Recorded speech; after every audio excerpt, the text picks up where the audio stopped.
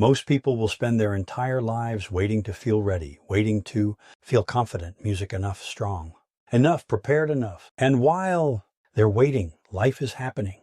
Problems are piling up. Pressure is building, music. And the moment they're finally forced to face something hard, they crack. Not because they're weak people, but because nobody ever taught them how to be strong. The Stoics. Music did not have that problem. Marcus Aurelius ran one of the most powerful empires in human history. Music while burying his children and surviving betrayal after betrayal. Epictetus' music was born a slave, owned, controlled, stripped of everything, and became one of music, the freest minds who ever lived. Seneca wrote about peace and clarity while music, a tyrant emperor, held his life in his hands. These were not comfortable, men writing comfortable ideas. This was hard-won wisdom paid for in full. And what music they left behind is not just philosophy. It's a blueprint. Music for becoming someone who doesn't break. Here are 5 lessons from the Stoics that will change the way you handle everything. Lesson 1, your mind is either your greatest music weapon or your worst enemy. You're the one choosing which. Marcus Aurelius wrote that the things happening to you are not the problem.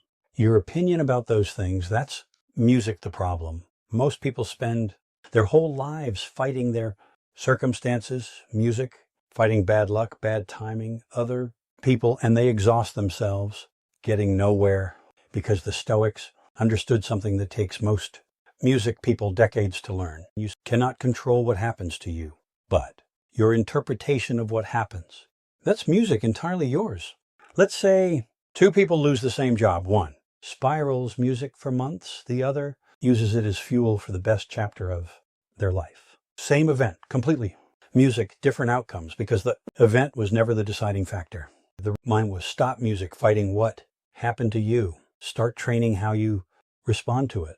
Lesson 2. Discomfort music is not your enemy. Avoiding it is. Comfort is making music you weak. Not physically, mentally. Every time you avoid a hard conversation and music hits snooze or numb yourself instead of sitting with something difficult, you are training your brain to run from hard things.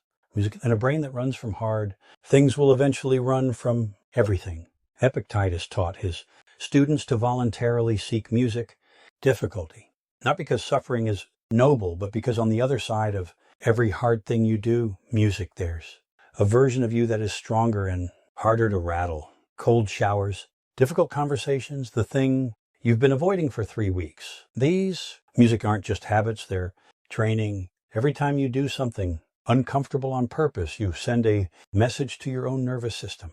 I am not afraid of hard things in music. Slowly that becomes the truth. Lesson 3, you are not music, your emotions. You are the one watching them. Most of music us are completely at the mercy of how we feel. Someone disrespects us. We react to music instantly. Something goes wrong. We panic. There is no gap between the feeling and the response. We're just carried along by it. The Stoics called that music gap, that fraction of a second between what happens and how you respond, the place where your entire character lives. Epictetus, music said, no one can make you angry without your permission. Not because your emotions aren't real, but because they belong to you, which means you have more power over them than you've been using. Next, time something triggers you. Pause 1. Breath. Ask yourself, is this worth my peace? Because your peace is not free. Every reaction costs you something. The Stoics refuse to spend that currency, music, cheaply. Lesson 4, remember that your time is music limited and let it wake you up. Marcus Aurelius returned to this. Constantly music in his private journals. He reminded himself sometimes, almost music brutally, that everything is temporary. His power, his relationships, his life. Music. And rather than making him depressed, it made him sharp. Because when you truly absorb the fact that your time is limited, the trivial things lose their grip on you, that embarrassment you've been carrying. Memento mori. The music, grudge eating your energy. Memento mori. The dream you keep postponing until the timing is right.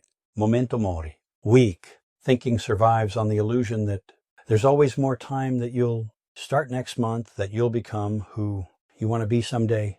Music, the Stoic answer, is honest to the point of being uncomfortable someday is a lie. You have music now. You've only ever had now. Lesson Music 5. Strength is not the absence of struggle. It's what you build from it. Stoicism doesn't promise a painless life. Marcus Aurelius lost children. Seneca was forced to music take his own life. Epictetus died in poverty. These were not easy lives. Music. That's the whole point. Real. Strength was never supposed to mean that. Nothing hurts you. It means that when things hurt you, you don't let it be the end of the story. Music, you extract whatever lesson is buried in the pain, and you keep moving. Not because you feel strong, but because you've decided that moving forward is simply who you are. There is a version of you that doesn't collapse music under pressure, that can sit with discomfort without being destroyed by it, that stays grounded when everything around them is falling apart. That version music isn't reserved for special people. It's what you become when you stop running. The Stoics' music weren't superhuman.